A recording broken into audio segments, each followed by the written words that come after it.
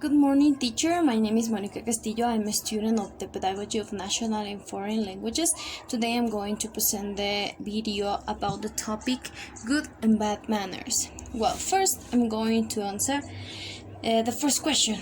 How important is to have good manners and why? Well, I think it's really important because it shows the quality of person that as a human being that you are, and also it can let the people know how you were raised by your parents, and also it could help you to fit in with the rest of the people and have good relations.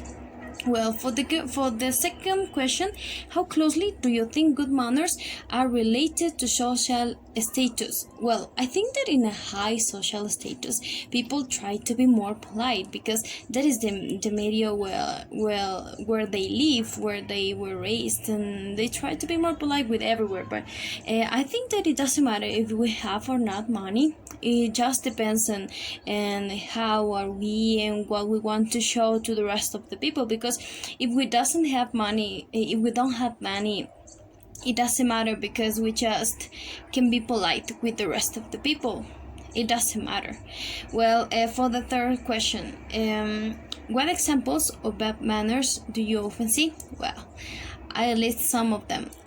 First, in the public transportation, people talk so lovely on the phones, and people sneeze and cough without covering their faces. Also, people throw rubbish in the street and everywhere. They don't really care about that. And also people, try to, when they are getting inside buses, they just push and pull the rest of the people. They don't respect, they are not polite.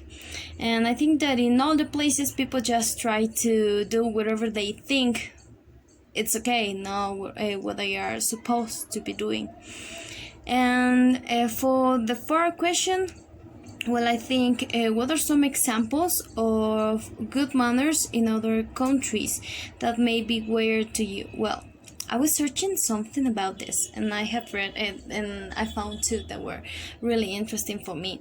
The first one was about food. When you go to a restaurant in so many countries, not in a specific one, when you go to different type of restaurants, if you let the half of a meal in your plate, it shows that in some places that you was fulfilled with the food, and the food was really good and it was enough for you.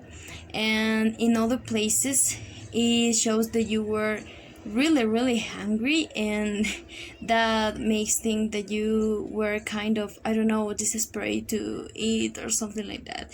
That's why people try to let the half of a meal in some restaurants, and in other places, well, I think people just eat the food because of the quality of the food, because it's really good or it's really tasty.